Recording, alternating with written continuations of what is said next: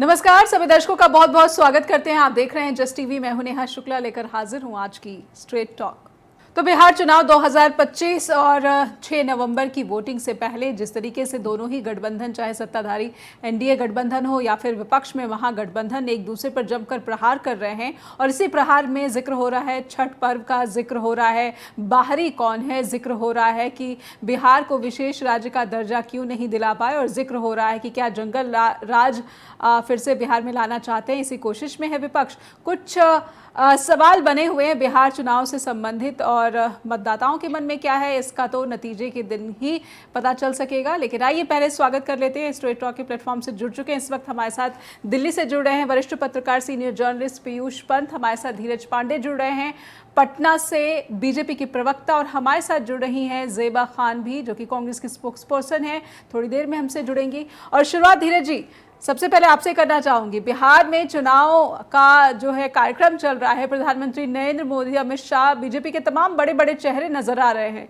और एक बात जो प्रधानमंत्री नरेंद्र मोदी ने अपनी चुनावी रैली से कही कि वो इस बार एनडीए शासन की बात कर रहे हैं, एनडीए सरकार की बात कर रहे हैं, ना कि नीतीश सरकार की बात कर रहे हैं। तो पहले तो मैं इसी स्टेटमेंट पर पीएम मोदी ऐसा क्यों नहीं कह रहे हैं कि नीतीश सरकार के लिए आप लोगों को जो है अपना मतदान करना है, वो नारा दे रहे हैं एनडीए सरकार का। धीरज जी, सबसे पहले नेहा जी, आपके चैनल के सभी दर्शक, आपको और हमारे जो भी पैनलिस्ट हैं सबको नमस्कार। बिहार की तरफ से स्पेशली सबको नमस्कार है जी। मैं सबसे पहले आपको ये बताना चाहूंगा कि आपने जो सवाल किया बड़ा अच्छा है, बड़ा बुनियादी भी है।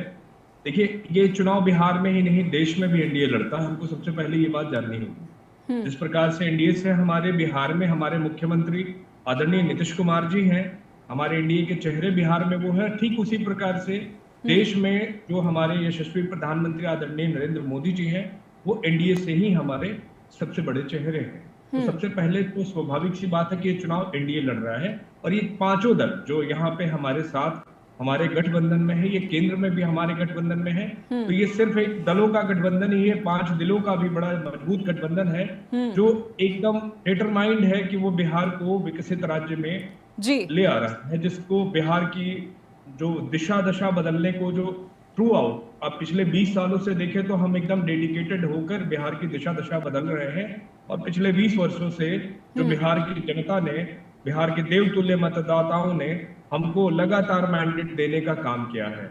अगर हम बात शुरू करें 2005 से, तो आप देखिएगा कि जब 2005 में बिहार की जनता ने मैंडेट हमारे पक्ष में दिया, एनडीए के पक्ष में दिया, नीतीश कुमार जी और भारतीय जनता पार्टी के गठबंधन की सरकार को उन्होंने अपना मैंडेट दिया, तो वो कहीं ना कहीं बहुत डिटरमाइंड थी कि हमको बिहार में बदलाव चाहिए। और बिहार को जिस जगह से हमने अपने हाथ में लिया वो बिहार कराह रहा था, हाहाकार था, बिहार जहां गड्ढा मिला था हमको, हमने वहां से शुरू किया है डेवलप करना।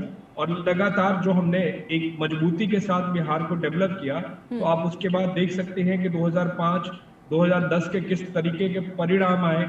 90% के करीब एनडीए की स्ट्राइक रेट थी, हमने 207 या 208 सीटें जीती थी। विपक्ष के पास लीडर ऑफ ऑपोजिशन बनाने भर भी क्षमता नहीं रह गई थी।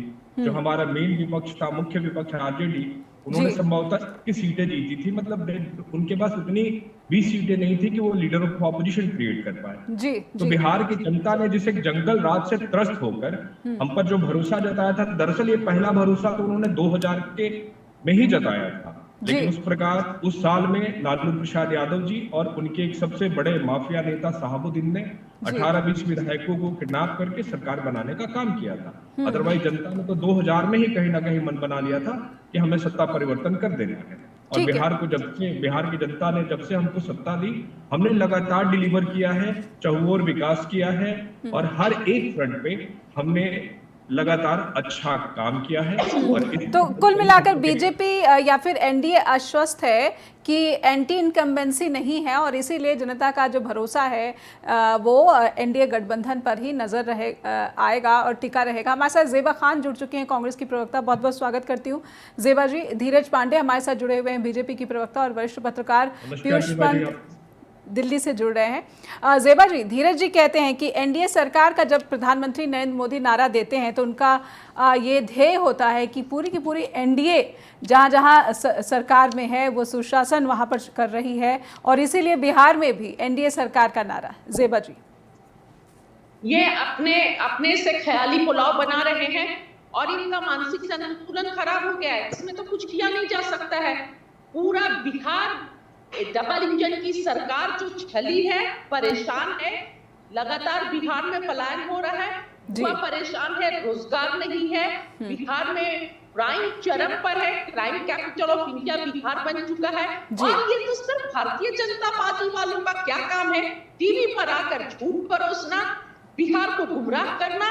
आप बोलते हैं बिहार में जमीन नहीं है, अमित शाह जी आकर बिहार के जनता, यहाँ पर कोई फैक्ट्री नहीं लग सकती है, और आप दान को देने के लिए प्रति वर्ष 1 रुपए पर 33 सालों के लिए जमीन है।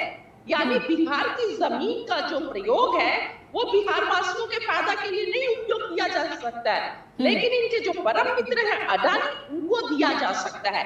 इनकी नीयत ही नहीं है बिहार का विकास करने का, बिहार के युवाओं को रोजगार मिले, ये चाहते ही नहीं है। बिहार में अच्छी शिक्षा हो, अच्छी चिकित्सा हो, महिला सुरक्षा हो, ये नहीं चाहते हैं भारतीय जनता पार्टी वाले, और लगातार धोखा दे रहे हैं और छल कर रहे हैं। पिछले 20 सालों से छल किया गया है, लेकिन इस बार बिहार की जनता ने मन बना लिया है कि इस झूठे सरकार को उखाड़ कर फेंकना है।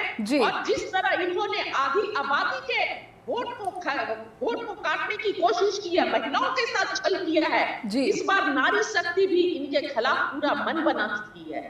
बिल्कुल बिल्कुल। चलिए, जेबा जी ने तो एक लय में बहुत सारे आरोप मर दिए। धीरज जी, मैं इससे पहले कि आपसे उत्तर लूं, मैं पीयूष जी की भी एक छोटी सी टिप्पणी ले लेती हूं। संतुलन बना रहना कार्यक्रम में ज़रूरी है। पीयूष सर, धीरज जी ने जो क्लेम किया उसको जेबा जी ने एक एक करके जो है तार तार कर दिया है। बिहार में जो आप देख पा रहे हैं, प्रधानमंत्री नरेंद्र मोदी चुनावी जनसभाओं से जो बातें कह रहे हैं, राहुल गांधी देर से ही सही लेकिन अब चुनावी सभाओं में दिखने लगे हैं। इस वक्त आप बिहार के चुनाव को कैसे देख पा रहे हैं, क्या आपका आकलन? जी देखिए, नया बिहार का चुनाव में सरगर्मी बढ़ी है, अचानक बढ़ी है जी, और वो बहुत ही एक स्लो दिखाई दे रहा था। और खासकर जो है कि इंडिया गठबंधन की तरफ से जो है बहुत गति नहीं थी। एनडीए तो अपना गति दे रहा था तमाम, और लेकिन फिर उसके बाद जो है अब वहां गति आ गई है। और इस बार का चुनाव जो है बहुत इंटरेस्टिंग है 2 वजह से, और अनसर्टेन भी है 2 कारण से। जी, पहला एसआईआर की वजह से, क्योंकि अभी भी लाखों ऐसे नाम हैं जी जो उसमें फर्जी नाम अभी भी वो लिस्ट में हैं।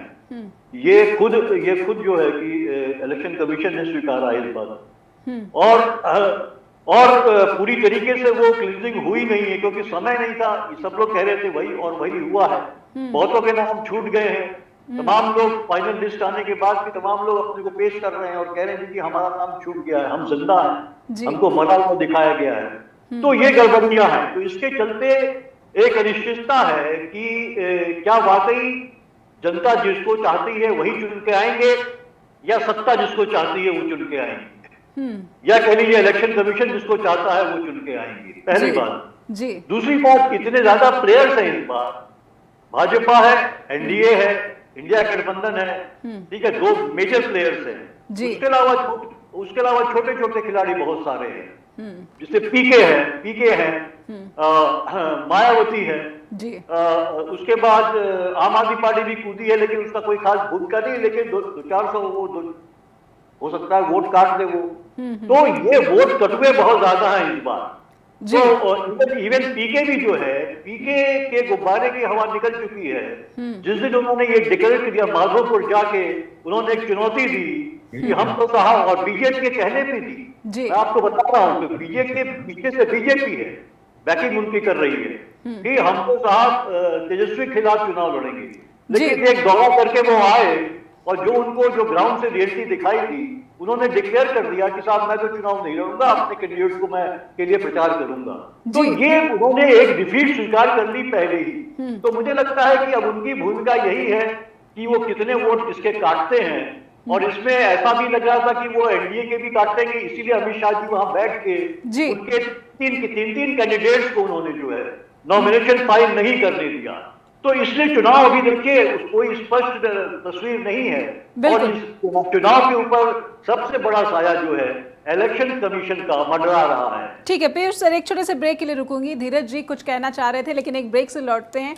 उसके बाद जो जेबा जी ने आरोप लगाए हैं बीजेपी से जरूर उत्तर लेंगे, अपने दर्शकों तक जवाब पहुंचाने की कोशिश करेंगे। एक ब्रेक के बाद हाजिर होंगे। तो बिहार के चुनाव पहले फेज का मतदान 6 नवंबर को होने वाला है और 11 नवंबर को दूसरे फेज का मतदान है। लेकिन अब चुनाव प्रचार में एक किस्म की तेजी देखने को मिल रही है। राहुल गांधी, नरेंद्र मोदी दोनों ने अपने अपने गठबंधन की जो कमान है वो संभाल ली है। धीरज जी हमारे साथ जुड़े हुए। धीरज जी, आप कुछ आपत्ति दर्ज कराना चाहते थे, आप बात रखिए। लेकिन बात तो ये है कि बिहार में लगभग 18 वर्ष तो बीजेपी भी सत्ता में रही है और 20 साल सीएम नीतीश के हो चुके हैं। लेकिन इसके बावजूद सीएम नीतीश के नेतृत्व में चुनाव तो लड़ा जा रहा है, लेकिन सीएम फेस कौन होगा ये तय नहीं हो सका है। तो ये जो एक अनसर्टेनिटीज है, इस पर भी एक छोटी सी टिप्पणी आपकी जरूर लेना चाहूंगी। जी अभी हमारी कांग्रेस की जो स्पोक्स पर्सन है, मैं बड़ी सम्मान करता हूँ। मेरी आवाज आ रही है? बिल्कुल बिल्कुल। जी, मैं अपने कांग्रेस की प्रवक्ता बहन, अभी उन्होंने बहुत सारे आरोप लगाए। मैं एक छोटी सी पंक्ति इनके लिए समर्पित करता हूं कि वो कितनी मेरी फिक्र करता है कि सिर्फ मुझी पे नजर रखता है, अपने अंदर कभी झांकता नहीं और दुनिया भर की खबर रखता है। इन्होंने हमें कहा कि मानसिक संतुलन खराब हो गया है। मैं अपनी बहन को बताना चाहूंगा कि 1990 से बिहार की जनता ने आपको बाहर का रास्ता दिखा रखा है। आप सीटें नहीं जीत पा रहे हैं, किसी प्रकार से गिर करके हाथ पैर जोड़ के आपको आरजेडी के साथ। और मेरे भाई आपको पता है, ठीक है धीरज जी को, जेबा जी मैं आऊंगी। आप बोलने दीजिए। देखिए जेबा जी धीरज जी इसमें फिर कोई बात नहीं पहुंच पाएगी। आप धीरज जी को मेरी बात सुने। आप, मैंने आपको बहुत धैर्य से सुना, आप मेरी बात सुने, स्पोर्ट्समैन स्पिरिट रखिए। तो आप 1990 से आप बिहार की जनता ने आपको बाहर का रास्ता दिखा रखा है। और देखिए इन्होंने बड़े सारे आरोप लगाए कि क्राइम बढ़ गया है, ये बढ़ गया है। 1990 के दशक में आरजेडी की सरकार, लालू प्रसाद यादव जी इन्हीं का विरोध करके बिहार की सत्ता में आए।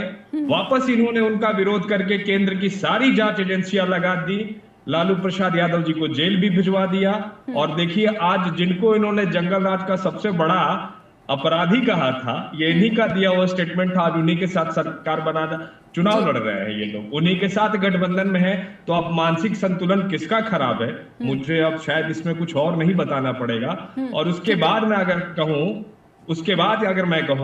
कि किस प्रकार इनकी जो स्थिति है, इन्होंने कहा अडानी ग्रुप, अरे तेलंगाना में भी अडानी ने इन्वेस्टमेंट किया है, कुछ वहां की भी बोल देती। हमारी खबर पूरी है, आपकी तो सरकार है ना वहां पे, आपको हर जगह आपत्ति है। अरे सुनिए तो, ठीक है जेबा जी मैं आऊंगी आपके पास। धीरज जी को बात, उचित मुआवजा है मिला है, किसानों को उचित मुआवजा मिला है, आप ये सब क्यों नहीं? मैं तो कह ही रहा हूं कि आपको बहुत सारी आपत्तियां हैं, इतनी आपत्तियां हैं, कई राज्यों में अपनी सरकारें हैं। अरे भाई आप एजेंडा अपनी राज्य सरकारों का काम बना के बिहार में लड़ लेते हैं, आप सिर्फ आरोप लगाने का काम कर रहे हैं। हिमाचल में आपकी सरकार है, धीरज जी मैं जेबा जी के पास जाना चाहूंगी। धीरज जी आपकी बात खत्म हो गई। काम किया है, बताइए आपने क्या काम किया है? ठीक है, झूठ सच का बवंडर अब बिहार की जनता जेबा जी एक सवाल आपसे भी, बाहर का रास्ता दिखा रखा है और आपको बिहार की जनता अगले 15-20 वर्षों तक आने नहीं देगी। ये आप कहीं ठीक है धीरज जी एक सवाल मुझे जेबा जी से लेने दीजिए। यहाँ के मतदाता जो है पूरी तरह से धीरज जी के पक्ष में मतदान कर ठीक है धीरज जी एक सवाल मुझे जेबा जी से लेने दीजिए। धीरज जी एक सवाल, धीरज जी निवेदन है, अनुरोध है आपसे। जेबा जी ठीक है, जेबा जी एक सवाल आपसे। राहुल गांधी क्या बहुत देर से नहीं पहुंचे बिहार के चुनाव में? मतदाता के अधिकार की बात कर रहे थे, लेकिन चुनाव की तारीखों का ऐलान हुआ उसके बाद से लगातार नदारद रहे और अब जाकर चुनावी जनसभाओं में दिख रहे हैं। तो प्रधानमंत्री नरेंद्र मोदी जब ये आरोप लगाते हैं कि कांग्रेस और आरजेडी तो तेल और पानी की तरह है, तो इसमें फिर जो आधार है वो तो कांग्रेस ही दे रही है इन आरोपों को। जेबा जी देखिए, भारतीय जनता पार्टी का तो काम है लगातार झूठे आरोप लगाना। देखिए, राहुल गांधी जी का मकसद सिर्फ बिहार जीतना नहीं है, राहुल गांधी जी सिर्फ बिहार के युवाओं के साथ साथ पूरे देश के बेरोजगार युवाओं की आवाज है। महिलाओं के साथ जो अत्याचार हो रहा है, शोषण हो रहा है, पूरे देश के महिलाओं के लिए आवाज उठाते हैं। पूरे देश के छोटे उद्योग व्यापारी और किसानों के लिए आवाज उठाते हैं। तो और भाजपा का क्या काम है, जो स्टेट में भी चुनाव होता है वो स्टेट के लिए बहुत ज्यादा फिक्र हो जाती है और पूरे टीम के साथ प्रधानमंत्री मोदी जी, अमित शाह जी और सारे लीडर उस स्टेट पर ज़ेबा जी फिर तो आरजेडी को आपके पूरे सहयोग की जरूरत है। अगर पूरा सहयोग नहीं मिलेगा तो चुनाव में महागठबंधन जीत कैसे सुनिश्चित कर सकती है? बिल्कुल आरजेडी, आपको किसने कहा कि आरजेडी, नेहा जी, कि आरजेडी को हम सपोर्ट नहीं कर रहे हैं या आरजेडी हमारा सहयोग नहीं कर रहा? नेहा जी, जिस दिन से इंडिया गठबंधन बना है ना, लगातार ये एनडीए यही बोलते आ रहा है कि इंडिया गठबंधन में फूट हो गया, टूट गया, साथ नहीं है। लेकिन आप देखिए आज भी हम साथ खड़े हैं और आने वाले समय में भी इंडिया गठबंधन के सहयोग से और हमारी सरकार बनेगी और तेजस्वी जी मुख्यमंत्री बनेंगे। ये बात भी बोलते टूट गया, छूट गया, पर कुछ नहीं हुआ है। लेकिन आप उनका देखिए, आपस में इतने इन लोगों के आपस में लालच है ना कि एक तो केंद्र में सरकार वो बैसाखी पर सरकार है, बिहार में डबल इंजन की सरकार है और ये अंदर आपस में ही नीतीश जी के जड़ काट रहे हैं। ठीक है, नीतीश जी कभी बड़े भाई की भूमिका में रहते थे, ठीक है, 101 सीट पर लाकर खड़ा कर दिया जी। तो वो तो पिछले विधानसभा चुनाव से कांग्रेस की भी सीट घट गई है। पीयूष जी, आपसे एक छोटी सी टिप्पणी। कांग्रेस की तो बात आप छोड़ दीजिए, लेकिन नीतीश जी की बात कीजिए ना, वो चीफ मिनिस्टर है। ठीक है, ठीक है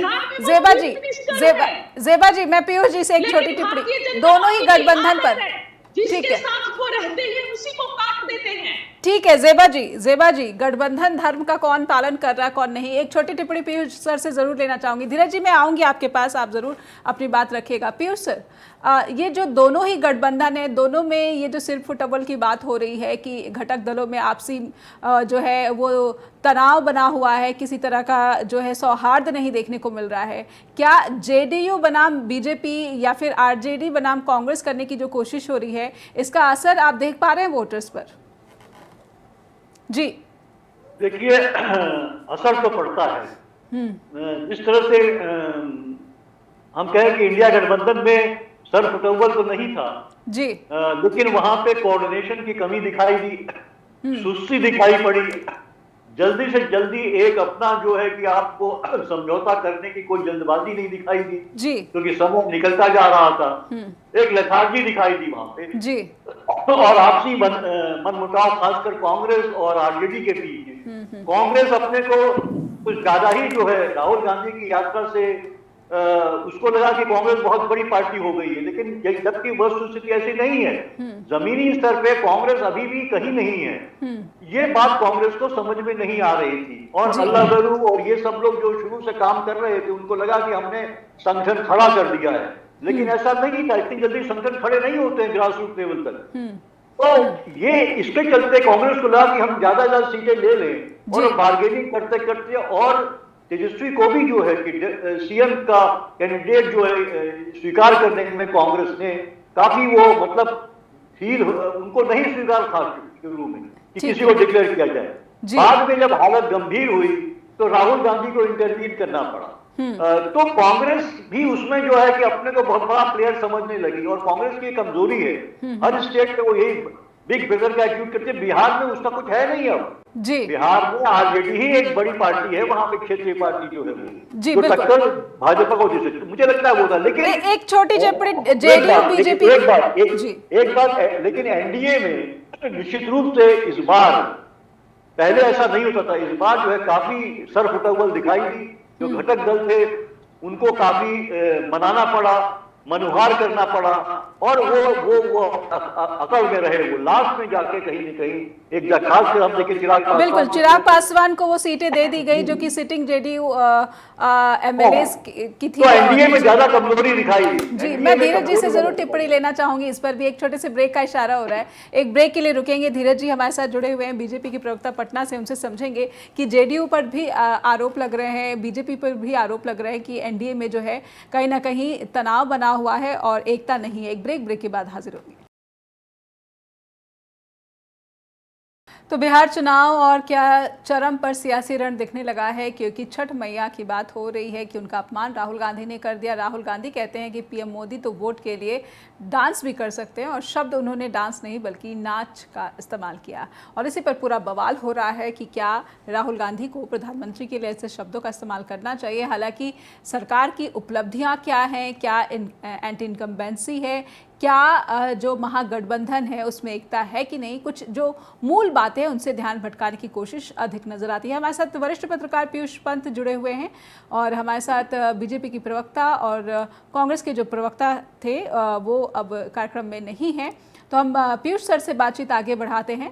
पीयूष सर, हमने देखा कि कांग्रेस और बीजेपी के प्रवक्ता तो एक दूसरे को बोलने तक का मौका नहीं दे रहे थे, लेकिन मैं क्योंकि स्ट्रेट टॉक पर कोशिश करती हूँ कि अपने दर्शकों तक सार्थक बातें पहुँचाई जाए, सार्थक संवाद पहुँचाया जाए, ताकि ये पता लग सके कि बिहार में असल में सच्चाई क्या है, हकीकत में जो है चुनाव है वो किस प्रकार जो है आयोजित कराए जा रहे हैं। और आपने बात कही कि चुनाव आयोग पर भी सबकी नजरें टिकी हुई है, तो एक बात तो मैं यहाँ पर जोर देना चाहती हूँ कि जब चुनाव आयोग कहता है कि बिहार का एसआईआर सबसे ज़्यादा सफल रहा और इसीलिए अब भारत के 12 राज्यों में भी एसआईआर कराई जाएगी, लेकिन प्रशांत किशोर जी के बारे में चुनाव आयोग को पता नहीं चल पाता है और उनको 2-2 वोटर आईडी होने के लिए अब नोटिस थमा दिया जाता है। तो खैर, ये तो बात एक एसआईआर से जुड़ी है कि फिर बिहार में कैसा एसआईआर जो आनन फानन में कराया गया। अब मैं आ जाती हूँ कि बिहार में चुनावी जनसभाओं से जिन शब्दों का इस्तेमाल किया जा रहा है, राहुल गांधी ने नाच शब्द का इस्तेमाल किया तो जमकर बवाल होने लगा। क्या ये वाकई बहुत ही आपत्तिजनक बातें थी? जी देखिए, बहुत ज्यादा तो आपत्तिजनक मुझे नहीं लगता जी। देखिए, जब चुनावी भाषण होते हैं तो इस तरह की बातें होती हैं। उन्होंने एक संदर्भ में ये बात कही थी जी कि जिस तरह से मोदी जी जो है कुछ भी कर लेते हैं वोट हासिल करने के लिए, वो चाहे देखिए 3 साल बाद या 4 साल बाद जब उनकी माता जी का देहांत हुआ था, उसके बाद जो है वो गया में जाके वहां पे उनका श्राद्ध करने के लिए का तैयारी थी उनकी। तो अब चुनाव के मद्देनजर वो कुछ भी करते हैं। इसी संदर्भ में राहुल गांधी ने कहा कि वो नाच भी सकते हैं। हालांकि मुझे लगता है राहुल गांधी ने कुछ थोड़ा सा इस तरह का शब्द का इस्तेमाल या इस कंपैरिजन को नहीं करना चाहिए था, क्योंकि प्रधानमंत्री हैं वो, और भले हालांकि प्रधानमंत्री भी जब चुनावी सभाओं में होते हैं जी, चुनावी संबोधनों में जो है प्रधानमंत्री का अपना जो उनका उत्तरदायित्व है या जो उनकी भूमिका है वो भूल जाते हैं, और एक वो जो है पार्टी के कह लीजिए कि नेता के रूप में वो कुछ भी बोल देते हैं। तो वो उस गंभीरता को वो भी छोड़ देते हैं। तो ऐसे में राहुल गांधी भी मुझे लगता है कि उन्हीं की तरह उनका जवाब देने के लिए ये सब बातें करते हैं। लेकिन फिर भी मैं मानता हूं कि नाच शब्द से मुझे आपत्ति नहीं। देखिए, डांस कह लीजिए, नाच कह लीजिए, दरअसल हम लोग आजकल शब्दों को लेके जो आम भाषा के शब्द हैं और जो हिंदी या किसी भाषाई शब्द भी जो हैं उनको और उनका जो इस्तेमाल आम प्रचलन में है उनको लेके ओवर सेंसिटिव हो गए हैं बहुत ज्यादा। वो उसी संदर्भ में हमें उसका इस्तेमाल समझना चाहिए, ना कि किसी दूसरे संदर्भ में। और राजनीति इस तरह की हो गई है कि आप राजनीतिक आरोप लगाने के लिए उन शब्दों को चुन लेते हैं। तो आप भाषा में हम बोलते हैं भाई आप तो नाच करने को भी तैयार हो, आप कुछ भी कर सकते हो, नाच भी सकते हो, ये आम भाषा में है। हालांकि मैं फिर कहूंगा कि राहुल गांधी को थोड़ा सा जो है ये एहतियात बरतना चाहिए था इस शब्द के लिए, लेकिन फिर भी मुझे लगता है कि हम ओवर सेंसिटिव है। और चुनाव के समय में इस तरह की बातें होती, खुद भाजपा के लोग और खुद बहुत सारे ऐसे शब्द हैं जिनका इस्तेमाल प्रधानमंत्री मोदी जी ने खुद किया है कांग्रेस के खिलाफ, उनके नेताओं के खिलाफ। तो ये होता है, लेकिन हर किसी को इससे बचना चाहिए। लेकिन राहुल गांधी का मुझे लगता है कि संदर्भ सिर्फ यही था कि मोदी जी कुछ भी कर सकते हैं वोट हासिल करने के लिए, और ये फैक्ट भी है।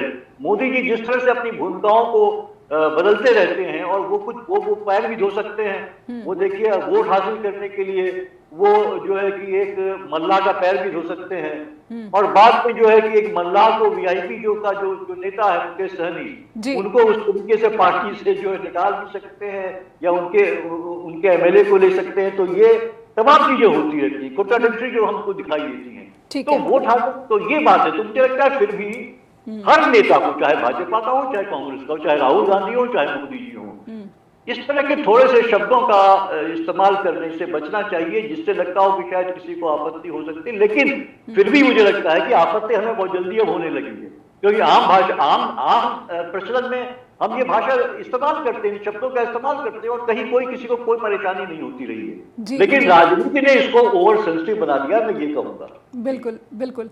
पीयूष सर, अब थोड़ा बात मैं छठ पर्व की करना चाहती हूँ। जिस तरीके से बीजेपी का जोर दिख रहा है कि छठ पर्व को लेकर राहुल गांधी ने जो टिप्पणी कर दी कि छठ पर्व पर ड्रामा कर रहे हैं प्रधानमंत्री, एग्जैक्ट शब्द जो राहुल गांधी ने इस्तेमाल किए, क्या वाकई वो छठ पर्व का अपमान है? जिस तरीके से एक ट्विस्ट देने की कोशिश हो रही है बीजेपी के बड़े बड़े चेहरों की तरफ से, अमित शाह ने कहा है कि बदला लेंगे बिहार के लोग, क्या बिहार के लोग वाकई बदला लेने जा रहे हैं राहुल गांधी से?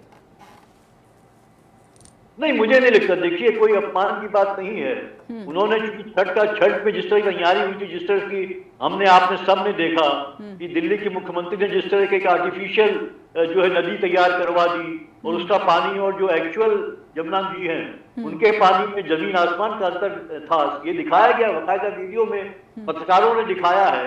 आम आदमी पार्टी के प्रवक्ता या उनके जो दिल्ली इकाई के अध्यक्ष हैं भारद्वाज जो है, उन्होंने सौरभ भारद्वाज, उन्होंने बाकायदा ये साफ साफ दिखाया कहाँ से पानी, पीने वाला पानी लाया गया, उससे बनाई गई नहर, तमाम। इसीलिए मोदी जी ने अपना कदम वापस खींच लिया, क्योंकि काफी ये एक लग रहा था कि उनके खिलाफ ही जा सकता है। इस तरह की जो रिपोर्टें आ रही, तो बिहार के लोग, देखिए अगर बिहार की आप आवाज इस समय सुने तो बिहार के लोग, अब बिहार ऐसा प्रदेश है जहां जो है कि वो हर किसी की दाल गलती नहीं है, वहां पे बड़ा ही समझदार तुम्हारा प्रदेश है, और वहां की जनता जो है काफी जागरूक है, और बिहारी लोग समझते हैं कि हाँ भाई आप क्या नाटक कर रहे हैं, क्या कुछ कर रहे हैं। तो मुझे लगता है ये चीजें उनके खिलाफ जा रही थी, जिस तरह से जो है कि आप इस्तेमाल कर रहे थे इसका। नहीं, आप वो नहीं करते, आप अर्घ नहीं देते तो चलता। आप मुद्दों की बात करिए। बिहार को इस समय मुद्दे चाहिए जो उनकी परेशानियां हैं। अब देखिए क्या हुआ, बिहारियों को ये भी लग रहा है कि आपने SIR की जो बात कही थी, तो जो घुसपैठिए हैं तो उनको वो एक बहुत बड़ा फैक्टर मान के कहा गया था। लेकिन जब हुआ पूरा का पूरा प्रक्रिया हुई, उसके बाद मुश्किल से 8-10 ऐसे लोग निकले जो बाहर से आए थे या रजिस्टर्ड हुए थे। तो इसलिए और विश्वास खत्म हो रहा है भाजपा के प्रति और उनकी सरकार के प्रति। खासकर अमित शाह जब ये कहते हैं कि घुसपैठिया, तो अमित शाह तो देश के गृह मंत्री हैं, उनके रहते हुए भारत में घुसपैठिए कैसे पहुंच रहे हैं, और खास करके लैंडलॉक जैसे स्टेट जो बिहार है वहां पर कैसे उनकी पहुंच हो गई, ये तो गृह मंत्रालय को इसका जरूर जो है जवाब देना होगा। पीयूष सर, एक छोटे से ब्रेक के लिए रुकूंगी, लेकिन एक और बहुत ही दिलचस्प बात, बल्कि आरोप प्रधानमंत्री नरेंद्र मोदी ने लगाए हैं अपनी चुनावी जनसभा से। प्रियंका गांधी को घेरने की कोशिश की है कि पंजाब के कांग्रेस के मुख्यमंत्री कहते हैं कि बिहार के लोगों को प्रवेश नहीं करने देंगे, तो मंच पर उपस्थित प्रियंका गांधी तालियां बजाती हैं। इस स्टेटमेंट के पीछे आखिर किस तरह की पॉलिटिक्स है, समझने की कोशिश करेंगे। पीयूष पंत हमारे साथ जुड़े रहेंगे। एक ब्रेक के बाद लौटेंगे। फिर से स्वागत है आप सभी दर्शकों का। आप देख रहे हैं straight talk. Piyush Pant senior journalist Delhi से हमारे साथ लगातार जुड़े हुए हैं।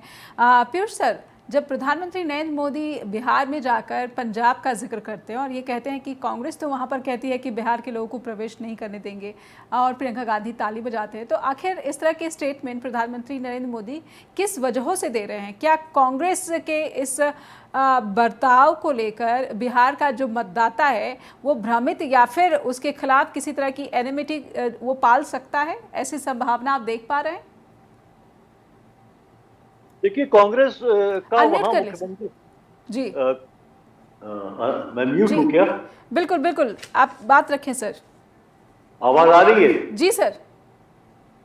देखिए, अभी तो कांग्रेस की सरकार है नहीं पंजाब में, और वहां जो आम आदमी पार्टी की सरकार है, उन्हीं का मुख्यमंत्री है वहां पे। और चरणजीत चन्नी मुख्यमंत्री थे तब का जिक्र किया, तब जी हाँ, इसके पहले थे वो। जी, देखिए वो स्टेटमेंट का इस्तेमाल निश्चित रूप से, क्योंकि ये राजनीतिक बैटल है, पॉलिटिकल बैटल है, उसका इस्तेमाल प्रधानमंत्री मोदी जी कर रहे हैं अपने भाषणों में, ताकि जो है कि बिहार की जनता को कांग्रेस का के विरोध में खड़ा किया जा सके। क्योंकि इस तरह का स्टेटमेंट, क्योंकि देखिए मजबूरी में बिहार के लोग जाते हैं पंजाब में, और अभी क्या हो रहा है देखिए कि ये एक बड़ा अजीब सा हाल हो रहा है, क्योंकि हर सरकार हर राज्य में फेल हो रही है जॉब क्रिएशन में। इसलिए अब ये होता जा रहा है कि आप दूसरे राज्यों के लोगों को अपने जो है राज्य में आने नहीं देंगे या रोजगार नहीं देंगे, या उसमें आरक्षण अपने लोगों के लिए करेंगे, स्थानीय लोगों के लिए। महाराष्ट्र में यही रहा है, यही आप हम देख रहे हैं कि साउथ के जो राज्य उनमें हो रहा है, यही हम और नॉर्थ के राज्यों में देख रहे हैं। दिल्ली में भी ये जो चुनाव का ये मुद्दा उठा था, आम आदमी पार्टी ने इस तरह की बातें करी थी। तो ये मुझे लगता है कि एक गलत स्टेटमेंट था, क्योंकि इस संविधान के हिसाब से हर आदमी को हर राज्य में पूरे हिंदुस्तान में वो घूम सकता है, जा सकता है, नौकरी का अधिकार है, जा सकता है। पर पीयूष सर, क्या ये ऐसा नहीं देखा जाएगा कि बिहार से पलायन का मुद्दा न चाहते हुए प्रधानमंत्री ने छेड़ दिया और इसका तो बैकफायर कर जाएगा एनडीए गठबंधन पर, कर सकता है? जी हाँ, निश्चित रूप से देखिए, इस अभी तक ये मुद्दा नहीं था, अभी तक ये मुद्दा नहीं था पलायन का। हालांकि पलायन का मुद्दा मुख्य मुद्दा है और तेजस्वी यादव ने भी इसको बार बार इसका मेंशन किया है जी। राहुल गांधी ने भी गाहे बगाहे जो है कि अपने भाषणों में इस बात की कही है, लेकिन तेजस्वी यादव ने खासकर इसको एक मुद्दा बनाया हुआ है और ये सच्चाई है वहां जी। तो इसको अब छेड़ दिया है, तो इसमें जो है आंच जो है वो भारतीय जनता पार्टी के ऊपर पूरी की पूरी तरीके आ सकती है, क्योंकि पिछले 20 साल से तो एनडीए की सरकार है जी। तो आपने कितना पलायन रोक दिया, उसी तरह जिस तरह से आपने कितने घुसपैठिए रोक दिए, और जबकि सच्चाई ये निकली कि घुसपैठिए वहां नहीं के बराबर है जी। अगर वहां पे 100-200 भी होते हैं तो वो नहीं के बराबर है, जिसका इतना हवा खड़ा किया गया था। उसी तरह पलायन कितना रोका 20 साल में नीतीश जी ने। एनडीए में बीजेपी भी पार्टनर रही उनकी, जेडीयू की, तो कितना आपको रोक दिया, कितने जॉब क्रिएशन कर दिया आपने। आज आप कह रहे हैं कि जब ये बात कही जा रही तो अमित शाह जी कह रहे हैं कि साहब यहाँ जमीन ही नहीं है, हम फैक्ट्री नहीं लगा सकते। बड़ा हास्यास्पद है ये बात। हर राज्य में बहुत जमीन होती है, जहां अगर आपका इंटेंशन सही है तो आप वहां कर सकते हैं। ये माना कि आप रोजगार के वायदे के साथ आप जमीन लेकर आप किसी भी तरह की फैक्ट्री लगा सकते हैं बिहार में, और इसका खुले दिल से स्वागत किया जाएगा जी। और प्रधानमंत्री मोदी जी तो देखिए एमएसएमई की बात करते हैं, छोटे लघु उद्योगों की बात करते हैं, लगातार मोदी जी ये बात करते हैं। तो बिहार में आप तमाम तरह के लघु उद्योग स्टार्ट कर सकते थे, और जो बड़े बड़े उद्योगों को जो सप्लाई करें, उस सप्लाई चेन बने उसकी जी। और वहां पे कम से कम जिस तरह का फार्मिंग जो बहुत एक मुख्य वो है, गन्ना बहुत बड़ा एक वहां की जो फसल है जी। इन तमाम चीजों को लेकर आपने कितने रोजगार बनाए, कितनी फैक्ट्रियां लगवाई, या गन्ने से और जो प्रोडक्ट बनते हो उनके लिए कितने कारखाने लगवाए आपने। ये तमाम चीजों पे सवाल उठते ही उठते हैं। इसलिए मुझे लगता है कि बर्रे के जो कहते हैं कि बर्रे का जो वो होता है छत्ता होता है, उसमें मोदी जी ने हाथ डाला ये सब। बिल्कुल बिल्कुल, पलायन का एक बड़ा मुद्दा बिहार के चुनाव में बना हुआ है। महागठबंधन इसे बड़ा मुद्दा बनाने की कोशिश में है। अब देखना होगा कि जो नतीजे आते हैं उसमें पलायन के मुद्दे पर कितनी नाराजगी सत्ता के खिलाफ दिखती है या फिर विपक्ष पर भरोसा। बहुत बहुत धन्यवाद करना चाहूँगी पीयूष सर, आपने समय दिया। स्ट्रेट टॉक के प्लेटफॉर्म से जुड़े आपका आभार व्यक्त करती हूँ। दर्शकों से अनुरोध करती हूँ कि आपको स्ट्रेट टॉक के संदर्भ में जो भी बात हम तक पहुँचानी, आप हमें ईमेल भेज सकते हैं info@justbroadcasting.com या फिर neha@justbroadcasting.com पर भी फीडबैक शेयर करें। बहुत बहुत नमस्कार।